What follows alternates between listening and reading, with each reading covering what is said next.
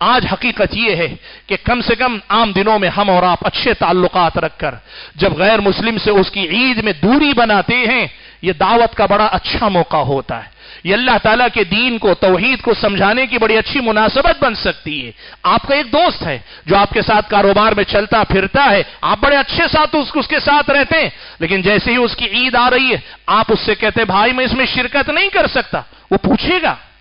اس لیے کہ اسے آپ کی دوستی پہ یقین ہے، تو پوچھے گا کہ آخر کیا مسئلہ ہے، کیوں تم ہماری عید میں مجھ سے دور ہو رہے ہو؟ آپ تب سمجھا سکتے ہیں کہ بھائی مسئلہ تمہارا میرا نہیں، مسئلہ توحید اور شرک کا ہے، مسئلہ اس رب العالمین کے حق کا ہے جس نے تجھے اور مجھے پیدا کیا۔ یہ معاملہ تیرے دین میرے دین کا بعد میں ہے، پہلا مسئلہ رب العالمین کا ہے، رب العالمین کی حق تلفی کا ہے۔ اسے تو آپ توحید سمجھانے کا موقع بنا سکتے ہیں، لیکن افسوس اس کا ہے توحید ہم کیا دوسروں کو سمجھاتے، نعوذ باللہ بہت سارے تو شرک کے معاملات میں خود حصے دار بننے کی طرف گئے۔ بھائیو، اس صورتحال کو بدلنا چاہیے۔